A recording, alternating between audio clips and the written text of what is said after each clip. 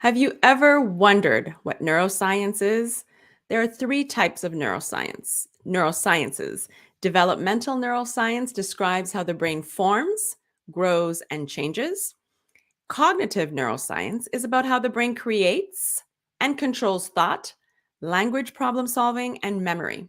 There's also molecular and cellular neuroscience, which explores the genes, proteins, and other molecules that guide how neurons function. Chante will dive deeper. You might also wonder what this has to do with diversity, equity, and inclusion. This illustrates how DEI efforts are not designed to account for how the human brain reacts to external triggers such as risk, change, uncertainty, difference versus similarity, and power dynamics. Therefore, substantially improved outcomes can be achieved by designing DEI efforts to factor in these considerations and work in harmony with how the human brain becomes mindful and aware of these patterns. We are so excited to have you here with us today. This conversation is going to be on fire. I am looking forward to you meeting my guest today. We value your feedback and opinions. Please drop them in the chat. We intend to respond to as many comments and questions from our audience. This takes a great deal of effort to pull off, so I am grateful to all my loyal guests. Every week, we create new content and look forward to you subscribing to our YouTube channel. My name is Rochelle Carrier, and I'm a DEI consultant and authoress of Emotional Intelligence, a toolkit for managing DEI. The link to purchase the book will be in the comments. And for a living, I help organizations implement DEI plans and reframe their cultural mindsets through thought-provoking workshops and webinars. Join us as we continue to share the different voices in this DEI space. Today, we have Chante Jovan, I'll ask her how to pronounce it, Taylor, a neuroscientist success trainer, author, and founder of the Optimind Institute, who ignites minds and hearts worldwide through coaching, training, and speaking. The mind and brain are the keys to our ultimate fulfillment, creativity, productivity, focus, happiness, success, and humanity. The ability to get out of our comfort zones to pursue our adventures, professions, and entrepreneurial heights is 90% brain management. Oh, this is going to be an interesting conversation. So the rest is learning new skills, taking action, and being held accountable. Chante has shared the stage with success expert Jack Canfield, Transform Minds at TEDx, and part of the Forbes Coaching Council. Her 007 mission to guide ambitious people to harness their brain power to reach their full potential in life, profession, and business. Chante, thank you so much for being here today. I want to allow you to welcome yourself in your distinct way, and we want to get to know you on a deeper level. Tell us one thing also that we don't know about you. Yes, thank you for having me, Rochelle, and hi, audience, for joining, or if you're watching the replay. I am Chante Jovan Taylor, neuroscientist and success strategist, founder of the Optimind Institute. I didn't start off that way. I was a neuroscientist in the lab physically for 10-ish years. And then I went into clinical neuropsychology, where I helped assess people with dementia and brain injuries, and help them to navigate really what was wrong with their brains. So I did that 10 to 12 hours a day. It wasn't fulfilling enough for me. And I felt like I wanted to use neuroscience in a more empowering way, because my natural strengths, my natural tendency was to embrace the patients and tell them what was going right with them and how they can capitalize off their existing brain strengths and what was going right with them as well. So I navigated my profession a little bit differently and decided to go on the path of empowering everyday people specifically within organizations, and then leaders and coaches to understand the brain in a more empowering way. Because the more we understand the brain, the more we can intentionally live at the highest level of ourselves. And just a quirky fact about me, besides my red glasses, is that I love all things superhero and shiro, like X-Men. I love people, being exposed to new powers. I love all things Star Trek, because to me that's a vision of how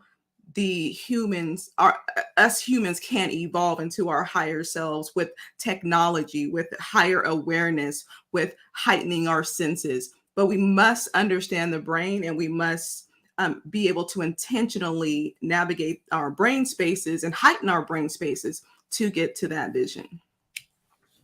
I love it. When you say to heighten our brain space and to better empower our behavior, what exactly do you mean by that?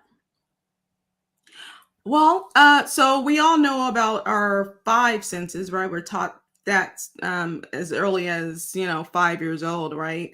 Uh, Help me out, Rachel, to name them: hearing, vision, smell, touch, Sight and sight. and sight. Okay.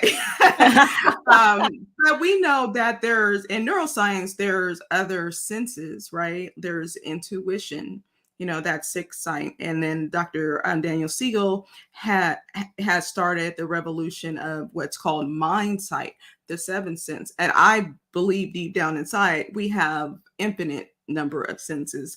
But we're evolving as a human species, so our brain tells a story, right? We have different levels of circuitries and brain regions, and some of those are ancient. And then we have the most advanced region of the brain called the prefrontal cortex, right? The most modern part of our brain that separates us from our animal brothers and sisters. So we have to learn to gradually understand, first of all, and then use those higher brain regions intentionally. And when we do that, we're able to activate more of its potential. And the way our brains are set up, we're able to continue the growth process. And the more connections we make from our 100 billion brain cells, the more we can get to the next level of ourselves. But those connections have to be intentional. They have to be not what's going to detract from our human potential, like those primitive, I call them primitive human activities, or thoughts like being exclusive, or anger, or jealousy. Not that there's anything wrong with the human emotion of anger. I think emotions can be our superpowers if we know how to use them. But there are human activities and thoughts and actions that are keeping us in our lower kind of primitive era, right? But once we release once we start realizing that there's enough for all of us, we don't have to suppress people's genius because of how they look. We don't have to suppress people's finances because we want to stay on top.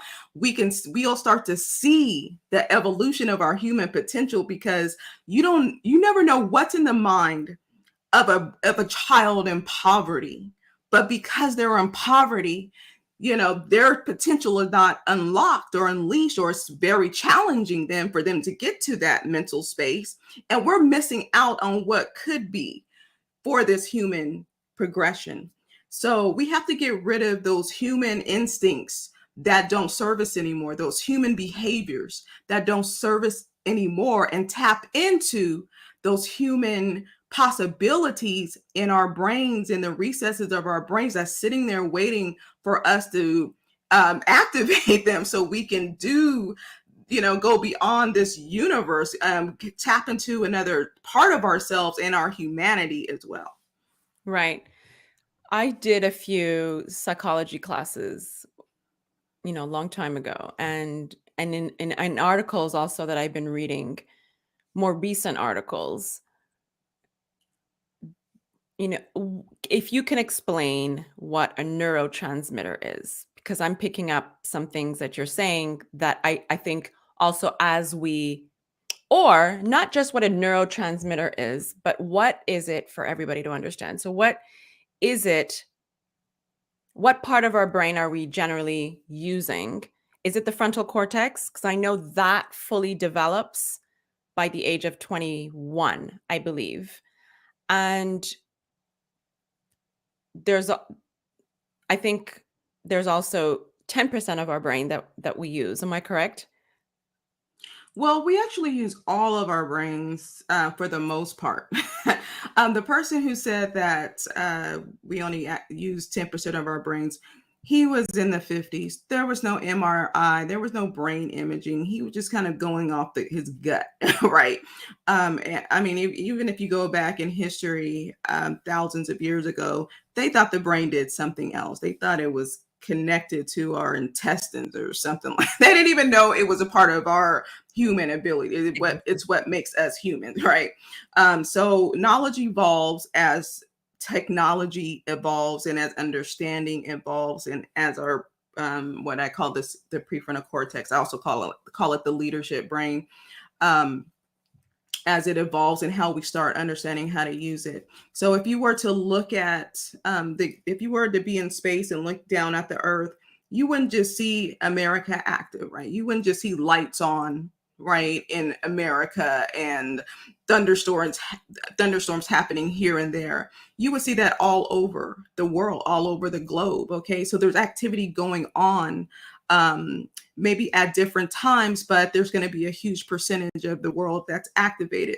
That's how the brain works. So as I am speaking to you, your auditory cortex is, Activated. activating as you're nodding, your motor cortex, and then your verbal cortex is you have to understand and make sense of what I'm saying. So you can see that there are a number of regions of your brain that's activated in this moment, and you're not even speaking because I'm speaking right now, right?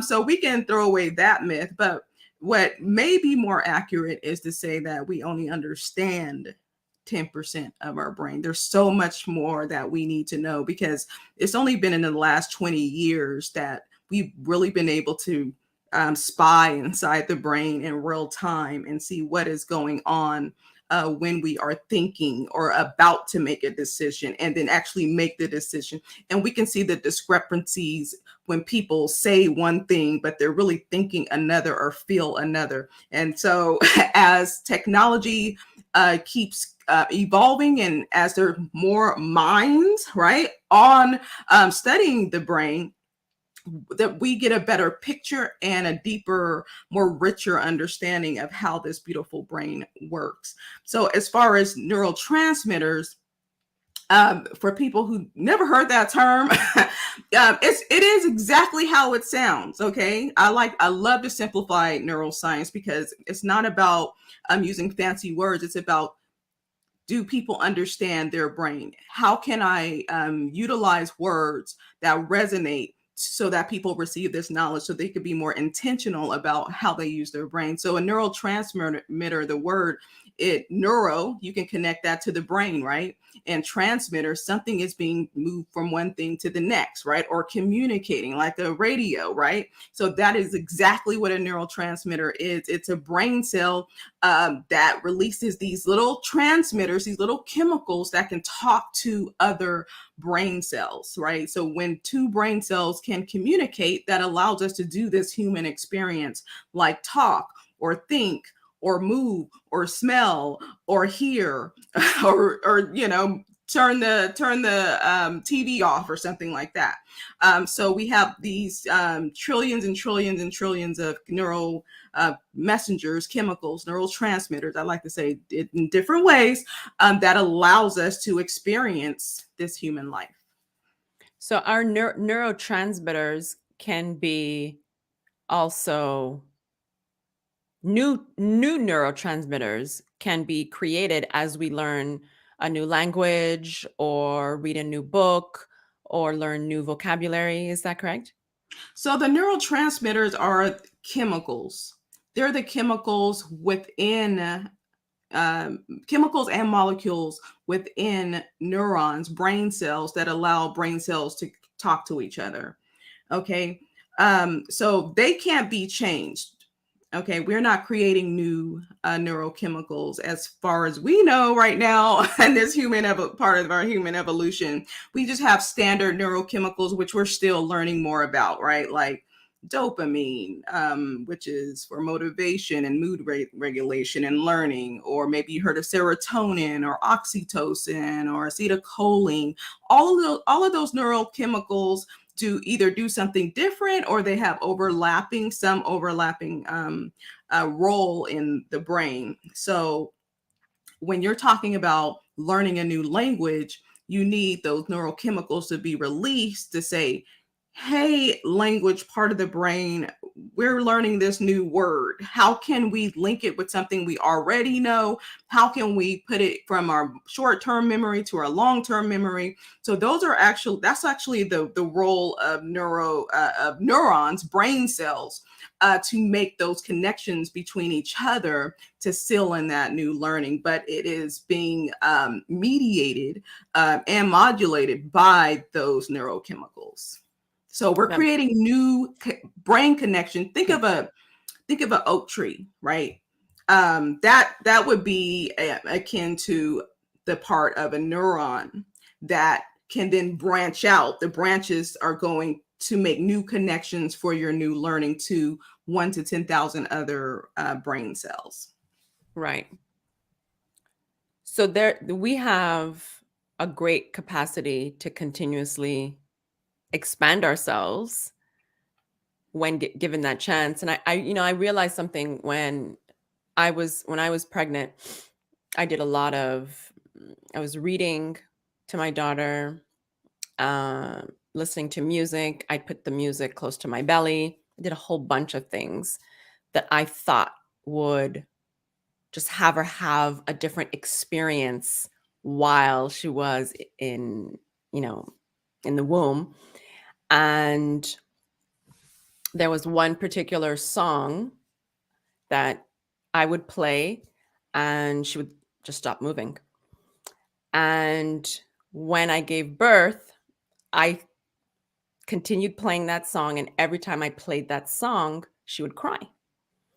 And then when she developed language, she told me, she said, I've been listening to that song for a long time. And Mhm. mommy, it makes me very, very, very sad. And that's exactly the experience she was experiencing when she was in my womb.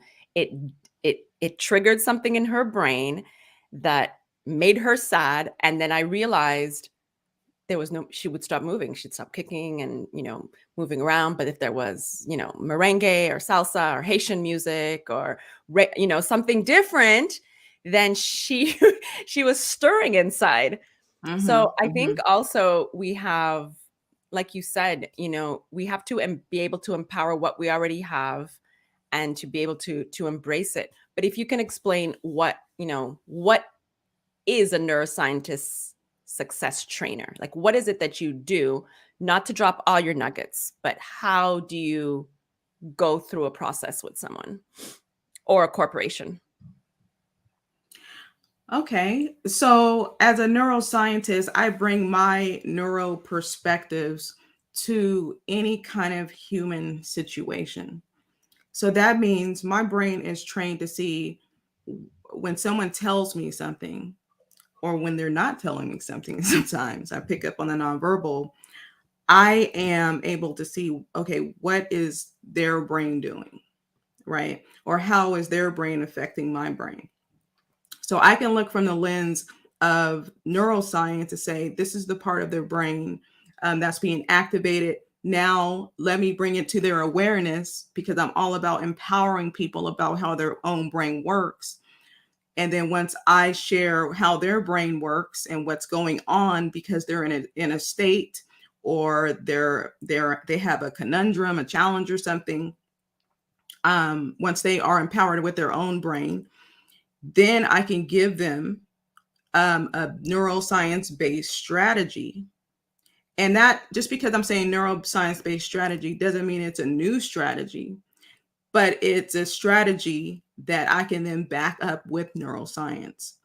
So the goal is not to give clients or organizations 1,000 new strategies to learn. That's overwhelming, and it's not going to make a difference, because learning is very complex when it comes to the adult brain. Okay. So it has to be very meaningful. Um, it has to be relevant in the moment. And it has to be somewhat familiar.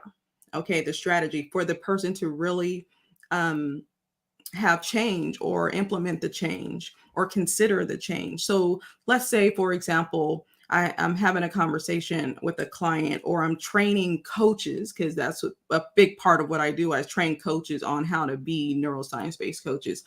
If I'm picking up on someone saying they're really tired all the time, right? They can't focus in the daytime. I may ask a series of questions that may lead back to them not getting enough sleep, right? And so I'll start asking questions around their sleep routine. I'll start asking, when you start sleep, when you start getting ready for bed, what are you doing? How long do you feel like you stay asleep? Are you, waking up? So they'll tell me through questions. Questions are empowering. Questions are a huge part of being a neuroscience-based coach and leader, because from there, my brain is putting together the story, the pattern. And then from there, I can say, okay, if they have trouble falling asleep because there's a lot of noise, I will tell them, first of all, I'll tell them the power of sleep, right? There's a lot of benefits to going to sleep. And so once they have that new respect for sleep, for example, it helps to regulate your hunger hormones, right? So you don't overeat. It regulates your stressors. It helps brain cells to communicate with each other, because it's at night where the little janitors come out and clean up all the metabolic debris, so you can, be more focused in the daytime. It's where your brain can organize new information you just learned, like the language. Maybe you learn a section of the new language for that day. So I can tell them, based on their story or patterns, how valuable sleep is for their particular issue. Okay. And so I'll give you an example. If they have a trouble falling asleep because there's so much noise, then I will help them to navigate the noise, how to deal with the noise from a neuro perspective, so that by the time, so they can train their mind to quiet down at night when it's time to, go to sleep. Because sleep doesn't start when your head hits the pillow. It actually starts earlier in the day. It's intentionally training your brain to quiet down, to shut down. And so by the time you get to your bed, your brain will have know the instruction and adhere to the instruction of quieting down the brain and then going to sleep.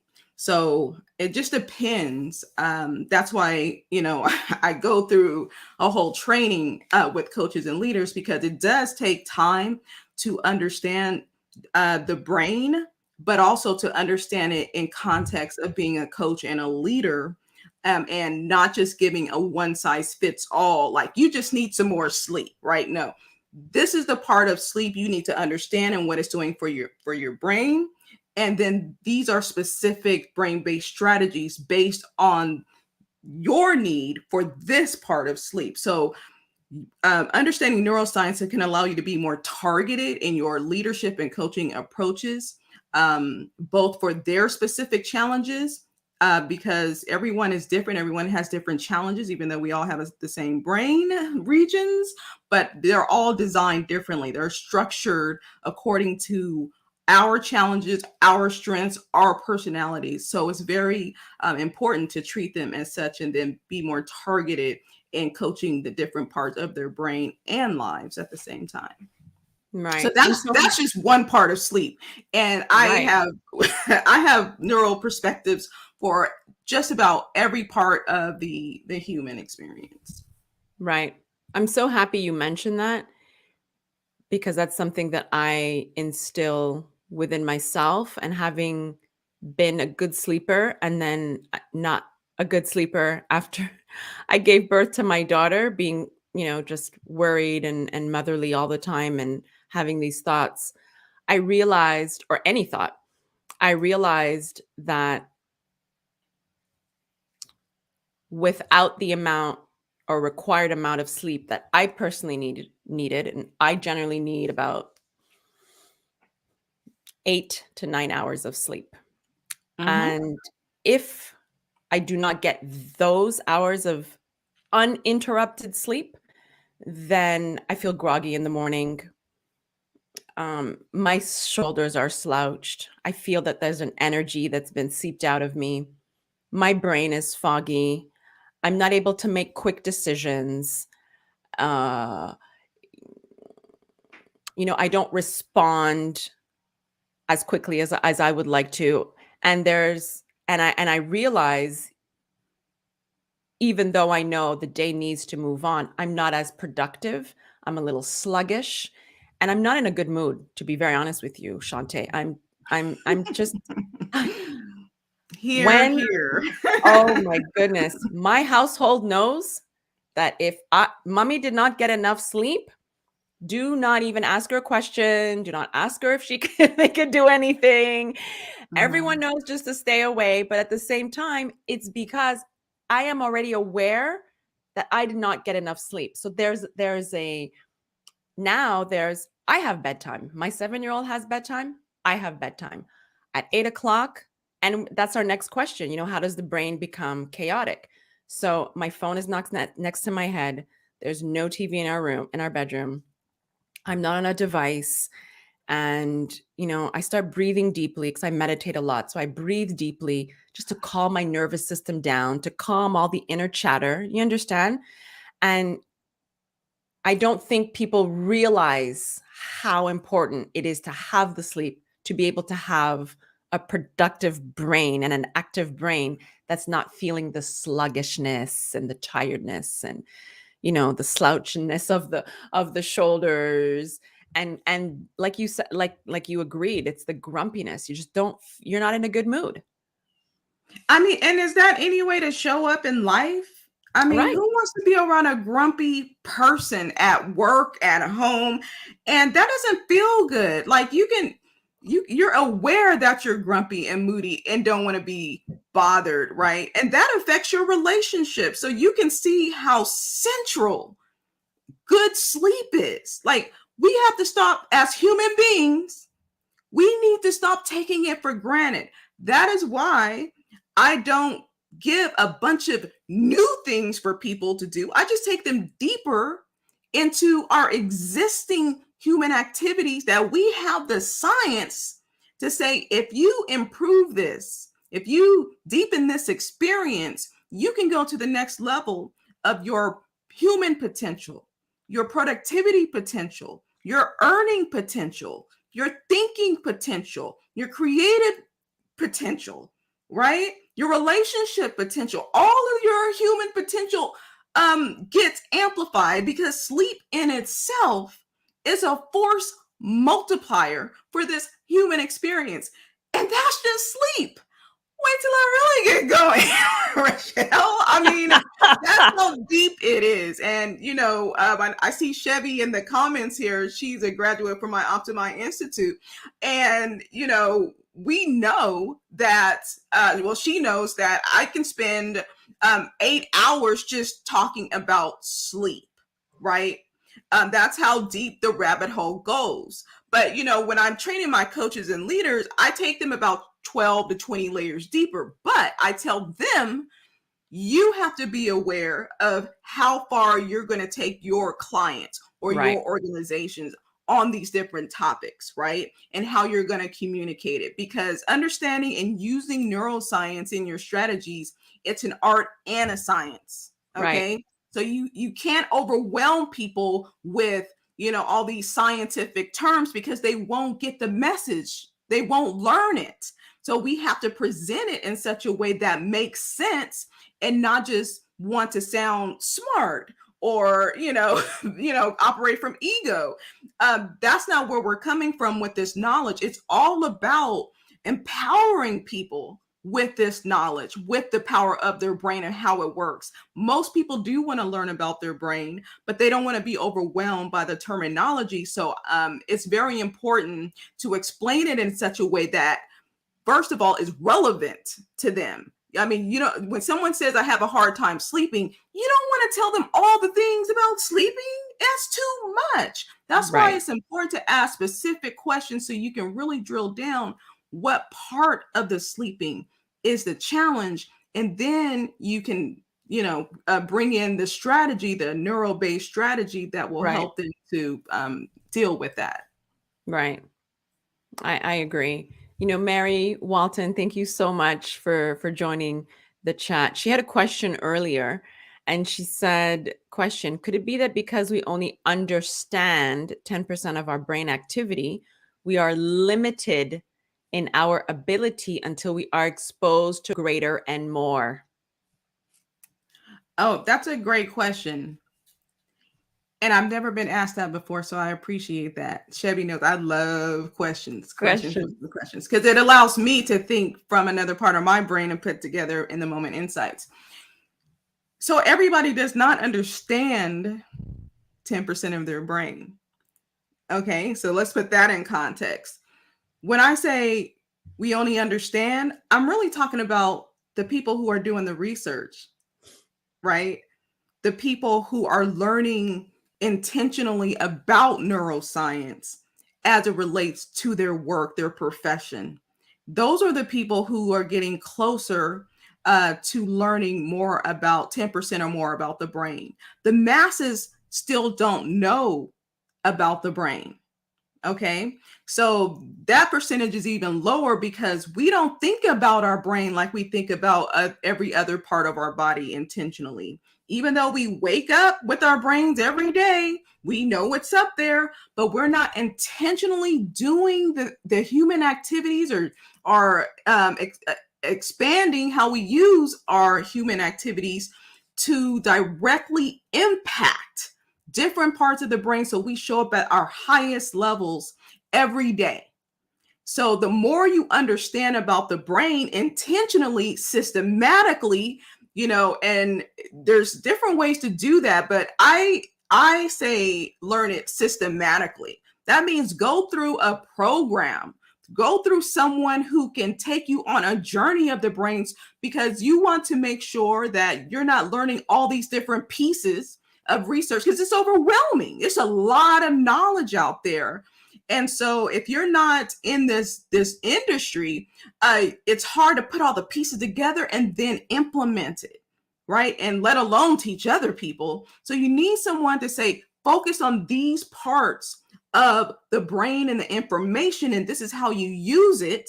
And this is how you can specifically integrate it into your world or your profession or your organization, so that their learning journey makes sense, and they're able to implement it. So for the most of the population, neuroscience and how it can be infused into our professional, personal, and organizations, it's still a new phenomenon. So most people don't know that much about their brain. The percentage is even less. Right. So we have a lot more room to grow, humans, right? We have so much potential. And I'll just say this, Rochelle, when a neuron, when a brain cell is activated, it's actually called an action potential. Okay, so we have a lot of potential in our brains. There's a couple of brain facts. We have about 80 to 100 billion brain cells in our brain. Okay. But each one of those brain cells are able to connect like wires, like branches of a tree, to 1 to 10,000 other brain cells. So we have enough wiring in our brain to stretch from where we're sitting all the way to the sun. That's like 90 million miles of wiring.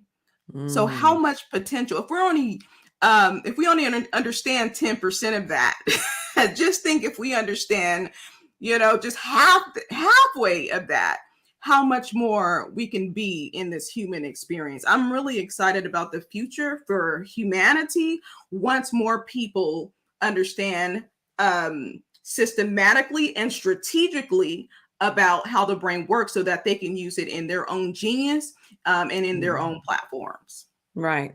What do you think are the biggest obstacles that people face today when it comes to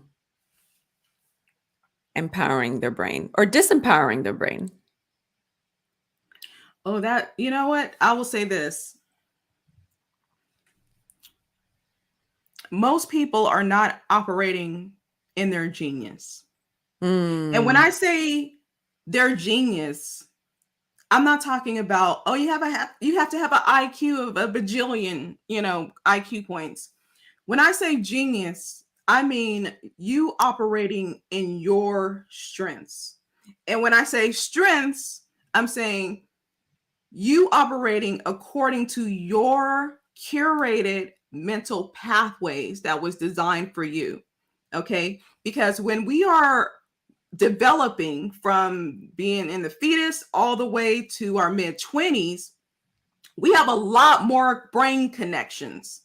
And that's Mother Nature's role, design, to allow us to make sense of the world. That's why kids always ask, why this? Why is the sky blue? Why are carrots crunchy, right? Why do rabbits have fur? All the why questions, right? And so we have so much more connection so that we can figure out how to survive in the world so we can make sense of it as quickly as possible. But by the time we become adults, so I'm talking mid-20s on up, we're losing connections. Our neural pathways are getting more refined according to our personality based on our genes. So there's some genetics there. You can't change genetics, people. Right. But that's a beautiful thing because Can that's it also why we be have based different on personalities. experience? Exactly. Could also be based on experience. Yeah. So it's a combination. Right. So our mental strengths are based on our genetics that make us naturally good at stuff. Okay. That make up our personalities where we have a tendency to be more quirky, or maybe we're more serious, or maybe we're more empathetic. Right. That's personality. And then experience curates that. Our interest then amplifies those existing neural frameworks. So we're built with individual neural frameworks, and then experience, life curates them and strengthens them based on what we are exposed to, and that can strengthen those mental pathways, but also what we naturally gravitate towards as far as knowledge and skills when we go to school and all of that. So our adult brains look very differently than our younger brains, than our teenage brains, even our young adult brains. And that's what I say when I say, just to bring it all back around, that's your genius. That's where you need to be operating from. That's where you're going to light up the most when you are activating those existing neural pathways, your specific strengths, because the brain doesn't really want to learn new stuff. It wants to activate the existing neural strengths and make new connections off of those existing mental strengths.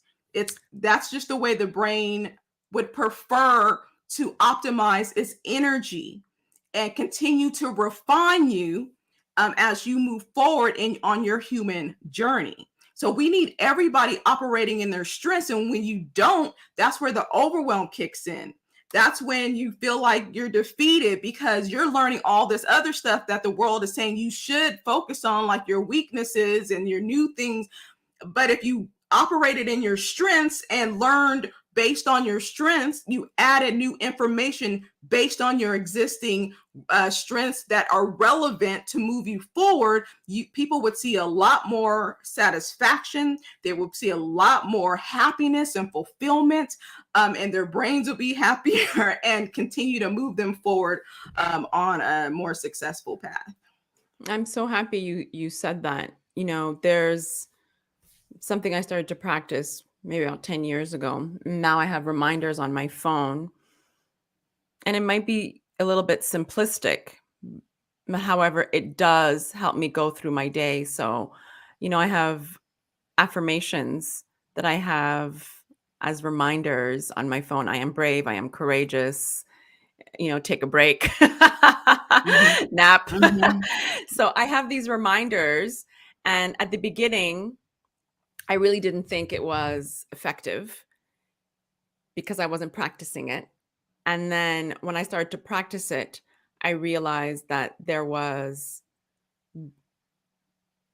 a space that I was able to create where I would stop and be grateful for something, or I would stop and, and affirm something to myself, 30 seconds, a minute, or visualize something.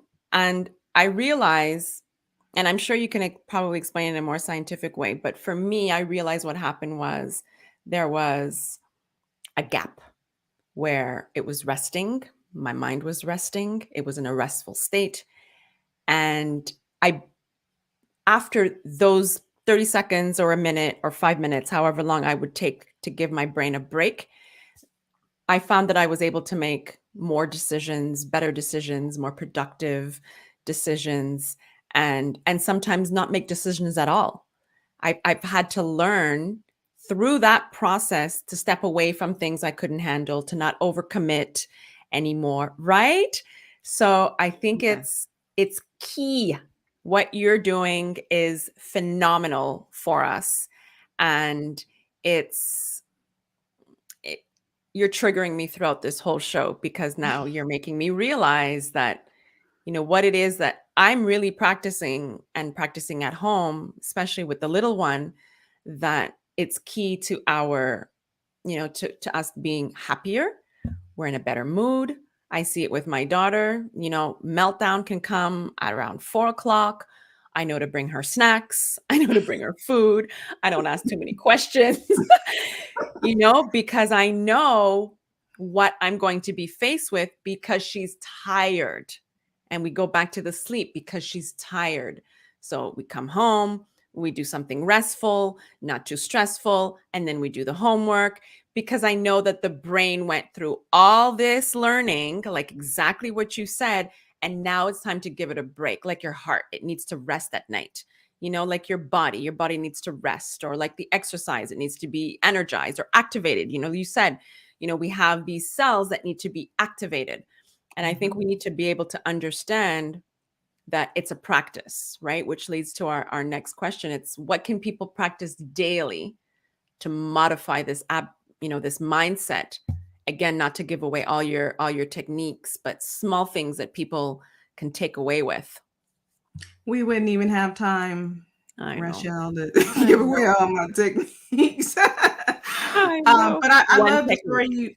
you. Yes, I just want to say that I love the story you gave about your daughter, because what I heard was you were more open to understanding her world.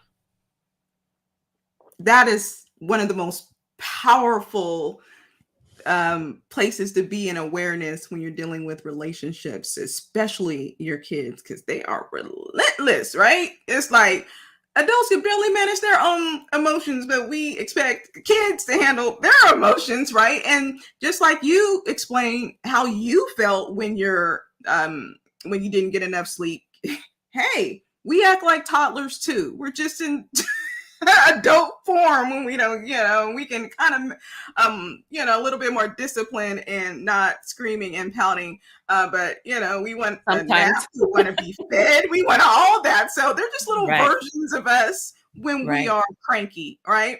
But once you realize that, then your response, like you said, is different. It's more, Right. you have more empathy. Yeah. We need more empathy for Amen. ourselves and for others. And that is, if people can take away one thing from this conversation, is that when you start to intentionally learn and use your brain at a higher level, your Mm. level of empathy goes up, And and the then you stress just goes down. exist. Your stress goes down, or your ability to manage stress goes down, and you just see the world differently. You see people differently. Your fuse is longer, it gets longer and longer, and then you can show up in your power.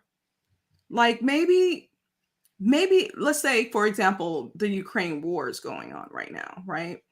And Right. maybe just that experience of knowing what's happening has increased your empathy a bit, right? And maybe your natural strength is to maybe not do something hands on, like organize a big fundraiser. Everybody doesn't have the strength to organize, right?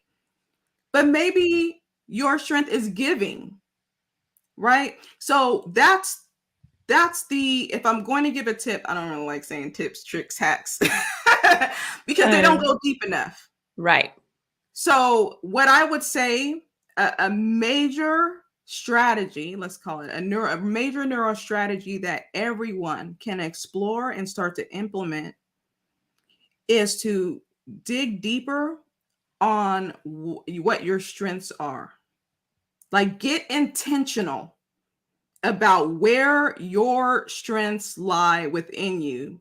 Because once you bring that from the subconscious to the conscious, once you write it down, and your brain can start processing, okay, how can I operate more in my strengths?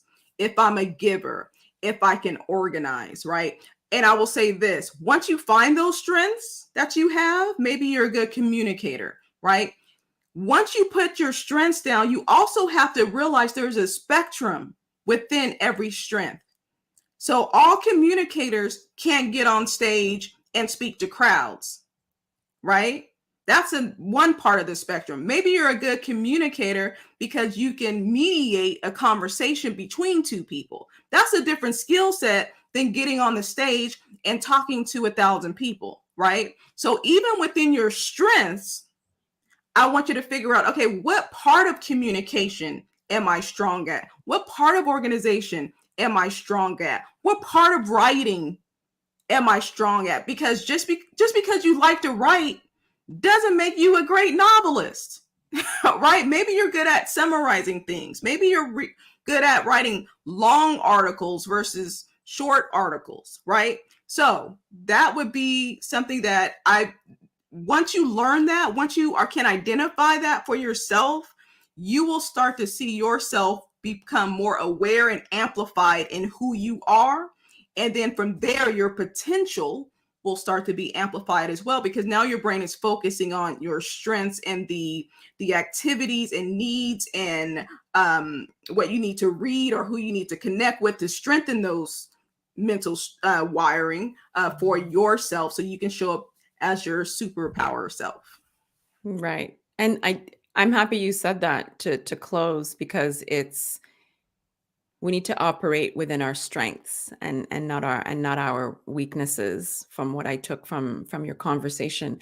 And I think that's what disempowers us, is when we work with the weaknesses, when we already have the strengths that we can exponentially work on, so we could diversify ourselves and reach our fullest potential and be our happier selves. Is that right? Absolutely. It's the brain's natural tendency to work with its existing strengths. Okay. It takes more mental energy to start from scratch and to learn something new, because our adult brains are different. We don't have access to those connections that we had when we were just trying to learn about the world. That's why it's so important as well for adults to understand the adult learning brain, right? Our Right. brains are, and nobody's really talking about this, especially not from a neuroscience point of view.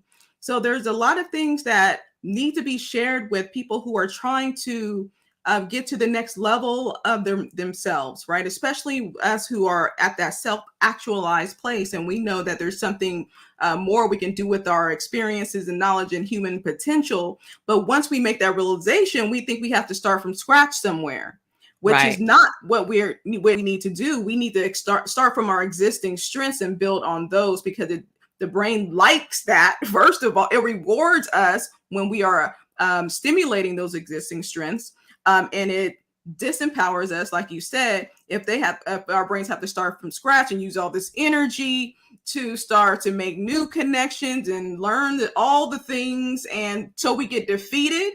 We feel like Right. we're not smart anymore. We talk bad Right. about our brains, about our memories and all of that. But it's really because you don't know how your brain works, and your brain wants you to focus on your existing strengths and build neural pathways or branches from those places. That's why it's called a mental strength, right? Those Right. empowering strengths. There's too many weaknesses of Right. people. I mean, that's like an infinity, but your strengths it's curated for you. It's made for you and your brain. And so capitalize off of that. That's where your true power lies.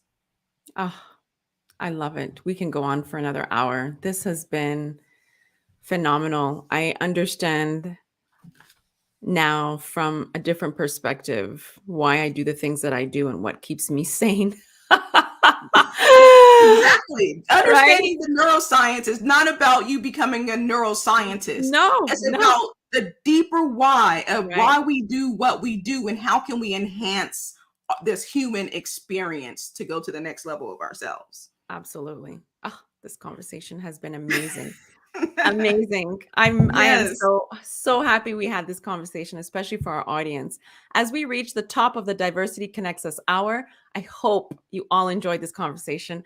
I want to encourage you to connect with Chante on LinkedIn. Thank you so much, Chante, for all the information you imparted. It was a great pleasure to have you. This podcast highlights lived experiences, inspirational stories of strength and tenacity. We will share profound and courageous dialogues that influence DEI by breaking the barriers of labels, because we do label ourselves, stereotypes, confronting biases, and offering best practices to achieve a more significant cultural mindset. Stay tuned on March 29th with Dr. Duget as we will talk to children about race. Chante, it's been a pleasure. Thank you so much for having me, and thank you, audience, for watching and your engagement. I look forward to connecting with you on any part of social media, and you can also just type in my name and get to my website and sign up to understand a little bit more about your own brain and how far that can take you. Thank you.